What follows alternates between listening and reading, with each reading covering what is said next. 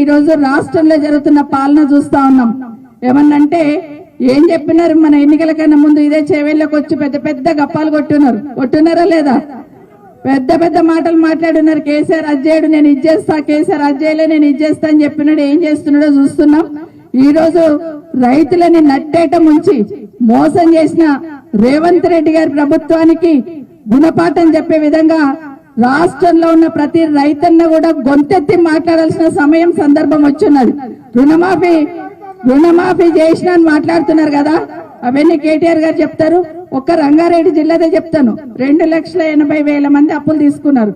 కానీ వాళ్ళు మాఫీ చేసింది ఎంత తెలుసా? 75,000 మందికి.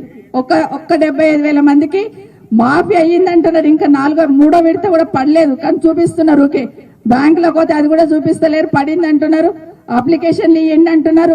రైతు ఎక్కడ పోవాలని అర్థం కాదు. అగ్రికల్చర్ ఆఫీసర్ల దగ్గర కొమ్మంటున్నారు, బ్యాంకుల దగ్గర కొమ్మంటున్నారు. ఇంతకుముందు ఎప్పుడన్నా కేసీఆర్ 2 సార్లు రుణమాఫీ చేసిండు కదా, ఒక్క దగ్గర అప్లికేషన్ పెట్టుకున్నామా? ఒక్క దగ్గరికైనా పోయినామా? ఒక్కరికైనా దండం పెట్టినామా? బ్యాంకుల లేసి రుణమాఫీ చేసిన కేసీఆర్ గారు ఎక్కడ? తను ఈరోజు చేయనికే చేతగాక అప్లికేషన్లు పెట్టుండి ఆఫీసర్ల చుట్టూ తిరుగుండి అని మాట్లాడుతున్న రేవంత్ రెడ్డి ఎక్కడ? చూడండి, ఒక్కసారి ఆలోచించండి. ఈరోజు మా జర్నలిస్ట్ సోదరులు ఇక్కడే ఉన్నారు. ఈరోజు రేవంత్ రెడ్డి గారి ఊరికి ఒక 2 లేడీ జర్నలిస్టులు పోయి ఉన్నారు.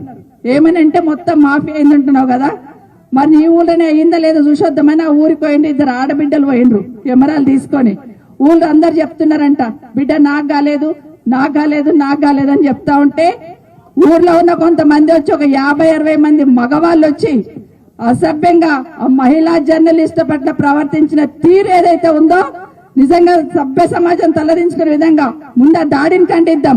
రేవంత్ రెడ్డి గారు, నీ ఇంటి ముందు నువ్వు పుట్టిన నీ ఇంటి ముందు 2 లేడీ జర్నలిస్టుల మీద దాడి జరుగుతా ఉంటే కావాలని ఈ రోజు వాళ్ళను ఎంత అసభ్యంగా తిట్టుకుంటూ మీరెందుకు వచ్చిండ్రు ఇక్కడికని వెనకనేమో మాట్లాడే వాళ్ళు మాట్లాడుతుండంటే ఆ బిడ్డలు ఏమన్నారు? మన కోసం వచ్చిండ్రు, మన కోసం అడుగుతున్నారు కదా అంటే ఇష్టం వచ్చినట్టు దాడి చేస్తున్నారు. నిజంగానే అందరికి రుణమాఫీ చేసుంటే రేవంత్ రెడ్డికి భయం ఎందుకు అని అడుగుతున్నా. ఎవరు పోతే భయం ఎందుకు, ఎవరు అడిగితే భయం ఎందుకు?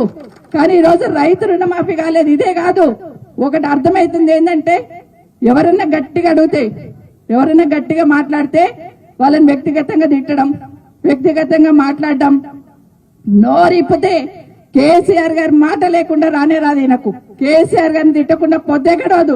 కేసీఆర్ గారి తండ్రి లాంటోడు, ఆయనను పట్టుకొని ఎన్ని మాటలు మాట్లాడుతున్నాడు 8 నెలల్లో మనం చూస్తున్నాం. ఏమడుగుతున్నారు కేసీఆర్ గారు? బాగా పాలన చేయి, ప్రజలకు మంచి పాలన అందించు, నాకన్నా బాగా చేస్తాను కదా, నువ్వు కూడా చేయన్నారు. దానికి నోటికి వచ్చినట్టు మాట్లాడుతున్న మాటలు మీరందరు వింటూ ఉన్నారు. ఈరోజు తెలంగాణ తల్లి విగ్రహాన్ని సెక్రటరియట్ లో పెట్టమని కేసీఆర్ గారు మన పార్టీ తరఫున అడిగితే రేవంత్ రెడ్డి ఏం మాట్లాడుతున్నాడు విన్నారు కదా. మాట్లాడిన మాటలేనవి, మాట్లాడొచ్చా? ఒక్కసారి ఆలోచించమని కోరుతా ఉన్నాను. ఎందుకంటే కేసీఆర్ గారు నిశానా చెడిపేస్తాడు కదా, కేసీఆర్ని తిట్టుకుంటూ పోతే ఆ నిశానా చెడిపోతుంది అనుకుంటున్నట్టున్నాడు. సూర్యచంద్రులు ఉన్నంత కాలం, తెలంగాణ అనే వర్డ్ ఉన్నంత కాలం కేసీఆర్ గారి పేరు ఉంటుంది.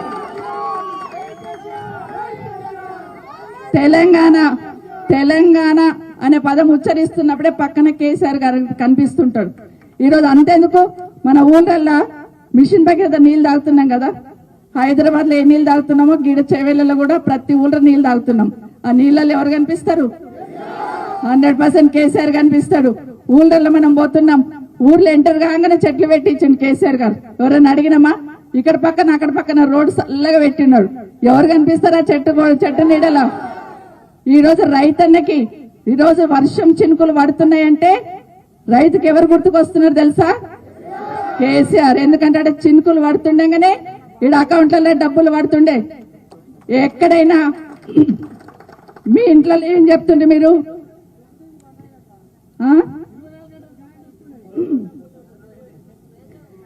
ఫోన్లో టింగ్ టింగ్ అనగానే ఇంట్లో ఏం చెప్తుండ్రి? మా మర్దన్లకో మా అమ్మలకో, ఇగో కేసీఆర్ పైసలు పడ్డాయే, పోయి రేపు బ్యాంకులో తెచ్చుకుంటాం అంటుండ్రి అనుకుండ్రా. ఇప్పుడు ఆ టింగు టింగులు లేవు ఫోన్లో. బ్యాంకులకు వెళ్ళొచ్చే టింగులు లేవు, ఇప్పుడు బయటకు వెళ్ళొచ్చే టింగులు ఉన్నాయి. అప్పు చేసినాడు అడుగుతున్నాడు, అప్పు ఇచ్చినాడు అడుగుతున్నాడు, జల్దీ కట్టు అని. కడతాడిగా రేవంత్ రెడ్డి ఇస్తాడిగా కడతాం అని చూస్తున్నారు కానీ మొత్తానికి మోసం చేస్తున్నాడు. ఖచ్చితంగా ఎన్నికలు అప్పుడు ఏ హామీ అయితే ఇచ్చినావో ఒకసారి కాదు, నేను అనుకుంటాను వెంకటేశ్వర స్వామి చాలా గొప్ప మహిమగల్లోడు కదా, తప్పించుకున్నాడు ఆయన ఒట్లు పెట్టకుండా. ఇక్కడ నుండే పోయిండు కానీ తప్పించుకున్నాడు. బాబాయ్ నువ్వు నా దగ్గరికి రాకు, నా మీద ఓట్టయ్యకు నాయనా, నా దగ్గర చాలా మంది పేదోళ్ళు వచ్చి ఇండే మీటింగులు పెట్టుకుంటారు, వాళ్ళకి మంచి చేయాలంటే నా దగ్గరికి రా. మీరు నిజంగానే కదా ఎక్కడెక్కడ ఒట్లు పెట్టుకుని కానీ దేవుడు రానియలే, పక్కకి వెళ్ళిపోతుండే కూడా. కాబట్టి ఈరోజు దేవుళ్ళ మీద ఒట్లు పెట్టిండు, మోసం చేసిండు అనేది వాస్తవమా కాదు ఒక్కసారి ఆలోచించండి.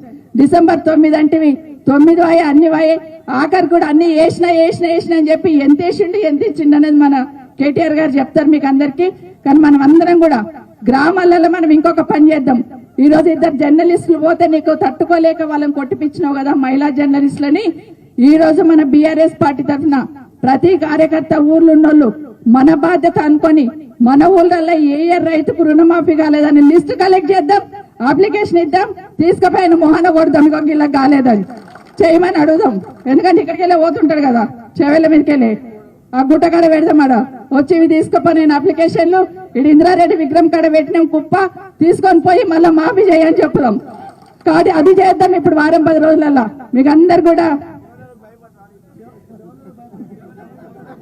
ఇప్పుడు రాడిగా మనం కుప్ప పెట్టుకొని కూర్చుంటామని ఇప్పుడు రాడి ఇట్లకెళ్ళి ఓడనుకుంటే. ఎందుకంటే అయ్యా సబితక్క చెప్పింది ఇంద్రన్న విగ్రహం కాడ పెడతాను కుప్ప గిట్టు ఉందా చూడండి, లేకపోతే వస్తా లేకపోతే అట్లకెళ్ళి పోతా అంటాడే మళ్ళీ చూడండి.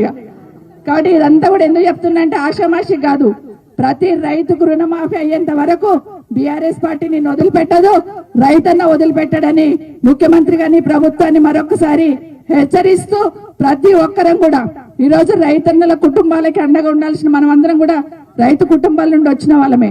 రైతు బంధు ఎగరగొట్టేసి రుణమాఫీ అన్నది ఎగరగొట్టేసిండు.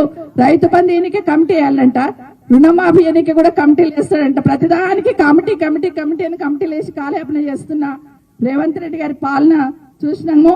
మరొకసారి నిజంగానే అవినాష్ చెప్పినట్టు ఇప్పుడు మాట్లాడుతూ ప్రతి ఊర్లో పోతే అయ్యో కేసీఆర్ని ఓడగొట్టుకుంటున్నా, కేసీఆర్ ఉన్నప్పుడు బాగుండే, గిట్ల అవుతుంది అనుకోలేము, ఎప్పుడొస్తాయి ఎలక్షన్లు అని అడుగుతున్నారు. మనకన్నా ఎక్కువ జనాలు అడుగుతున్నారు ఎప్పుడు దించేద్దాం ఎప్పుడు వస్తుంది, గిట్ల వస్తుంది అనుకోలేదు, ఏదో అన్నాడు కదా చేస్తాడు అనుకున్నాం, గిట్ల చేస్తాడా, గిట్ల తీడతాడా, గిట్ల మాట్లాడతాడా, అసలు ఈయన ముఖ్యమంత్రి అని మాట్లాడుతున్న విషయాన్ని ప్రతి గ్రామంలో కూడా చూస్తా ఉన్నాం. ఖచ్చితంగా ఇచ్చిన ప్రతి హామీని ఒక రైతు రుణమాఫీ కాదు, ఇక్కడ కూడా ఒక డిక్లరేషన్ పెట్టినాడు ఆ రోజు వచ్చి మన చేవెళ్లలో కూడా. వాళ్ళు ఇచ్చిన ప్రతి హామీని నెరవేర్చేదాకా వెంటాడి ప్రజల పక్షాన ప్రశ్నిస్తూనే ఉంటామని మరొక్కసారి తెలియజేసుకుంటూ ఇక్కడికి వచ్చిన మా రైతన్నలందరికీ ప్రత్యేకంగా ధన్యవాదాలు చెప్తూ